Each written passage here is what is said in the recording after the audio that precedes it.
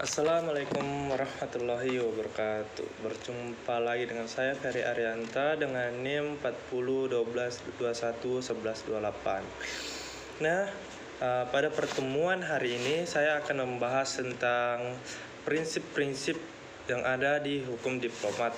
Mungkin tak kenal maka tak cinta maka tak sayang maka tak jadian. Nah, langsung saja. Perkenalkan, nama saya Ferry Arianta dari mahasiswa Hukum Universitas Bangka Belitung semester 5. Nah, di sini saya akan menjelaskan tentang pengertian, prinsip, dan tujuan dari hukum diplomatik. Nah, langsung saja saya akan membahas tentang pengertian. Mungkin teman-teman ada yang tahu tentang diplomatik?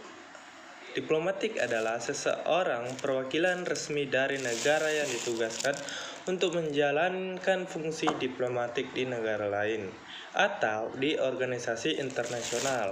Seperti apa? Seperti tokoh-tokoh terdahulu. Tugas utama diplomat adalah untuk mewakili dan melindungi kepentingan negara pengirim serta menjalin hubungan baik dengan negara penerima atau pihak internasional. Itu adalah pengertian dari hukum diplomatik. Tanpa berlama-lama saya akan menjelaskan tentang tujuan diplomatik. Apa sih tujuan dari diplomatik itu? Nah, tujuan dari diplomatik yang pertama adalah negara dan diplomasi.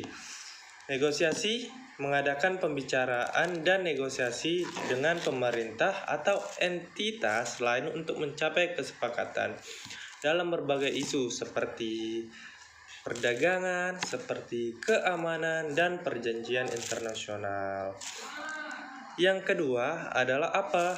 Untuk perlindungan warga negara. Warga negara di mana di luar negeri, yaitu membantu dan melindungi warga negara pengirim yang berada di luar negeri atau di luar negaranya, termasuk memberi bantuan konsuler dalam situasi darurat seperti apa? Melindungi warga kita pada saat terkena kasus hukum di negara lain. Negara wajib membantu. Dan yang ketiga adalah informasi dan analisis. Mengumpulkan informasi dan menganalisis situasi politik, ekonomi, sosial di negara tempat mereka bertugas, serta menyampaikan laporan kepada pemerintah. Pemerintah siapa? Yaitu pemerintah dari pengirim. Kenapa sih harus ada memantau politik? Seperti apa? Contohnya itu warga negara Indonesia yang berada di Rusia atau Ukraina. Kan politiknya terjadi peperangan antar dua negara tersebut, maka negara kita harus wajib melindungi warga negaranya. Itu dengan cara apa? Memastikan dengan berhubungan diplomat dari negara tersebut. Dan kedua, kalau tidak bisa itu memulangkan warga negara kita secara aman dan damai. Dan yang keempat adalah promosi dan kerjasama. Apa yang harus dipromosikan? Apa yang harus dikerjasamakan? Itu mempromosikan kepentingan nasional. Termasuk apa? Bukan hanya tentang benda. Termasuk apa? Yaitu budaya seperti batik, ekonomi seperti perdagangan, hubungan perdagangan, serta bekerja untuk meningkatkan kerjasama bilateral atau multilateral. Bilateral dan multilateral itu apa sih? Itu bilateral yaitu face to face antara dua negara saja, dan multilateral yaitu 3-4 negara, yang intinya adalah lebih dari satu negara. Dan yang kelima adalah menjaga hubungan internasional, itu menjaga dan memperkuat hubungan antara negara pengirim dan negara penerima, serta memfasilitasi komunikasi efektif antara kedua belah pihak. Itu ya yang tujuannya. Saya memaparkan 5 tujuan. Dan di sini saya akan memaparkan sedikit prinsip-prinsip dalam hukum diplomat. Prinsip-prinsip dalam hukum diplomat ini termasuk Konvensi Wina tentang hubungan diplomatik tahun 1961. Yang pertama adalah imunitas diplomatik dan misi diplomatik memiliki kekebalan dari yurisdiksi hukum negara penerima. Ini mencakup apa? Mencakup perlindungan terhadap diplomat dan tindakan hukum dan menahan serta kekebalan terhadap pajak dan bea cukai (BEA). Yang kedua adalah hak dan kewajiban negara pengirim. Bukan hanya pengirim dan negara penerima. Atau hak dan kewajiban, yaitu negara pengirim harus menghormati hukum dan peraturan negara penerima, tempatnya diterima. Sementara kalau negara penerima itu harus memberikan perlindungan. Perlindungan seperti apa? Perlindungan akan kekebalan hukum dan hak istimewa kepada diplomat dan misi diplomatik sesuai dengan hukum internasional yang berlaku. Yang ketiga, yaitu kekebalan dari penangkapan dan penahanan. Diplomatik tidak dapat ditangkap, garis bawah ya, tidak dapat ditangkap atau ditahan oleh negara penerima. Tapi ada kecualinya, kecuali dalam kasus pelanggaran berat, seperti kejahatan berat. Dan yang keempat adalah hak untuk komunikasi diploma.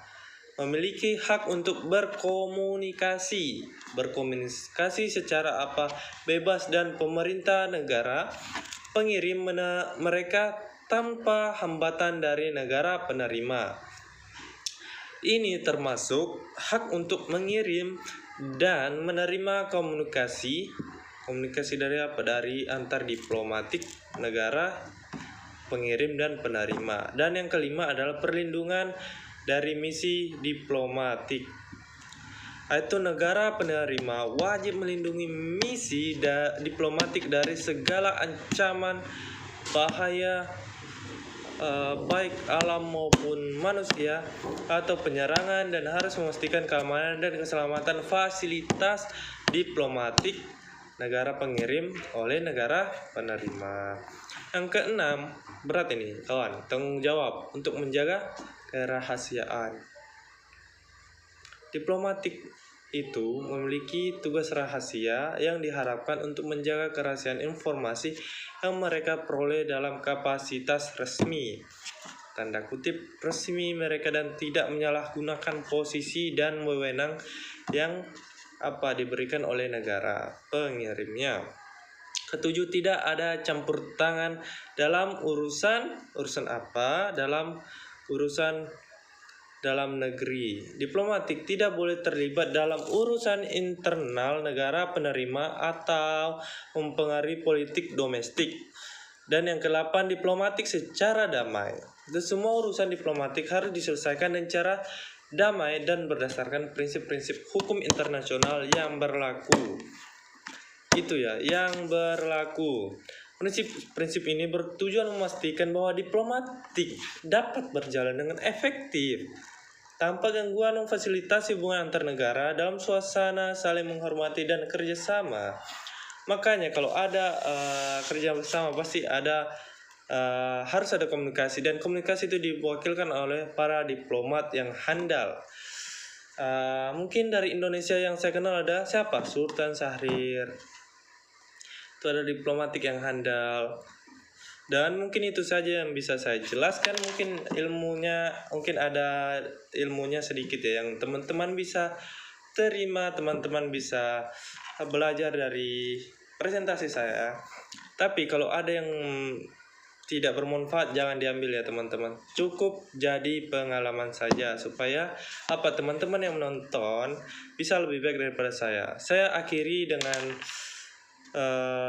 ucapan salam, yaitu wassalamualaikum warahmatullahi wabarakatuh. Sukses selalu, hukum Indonesia.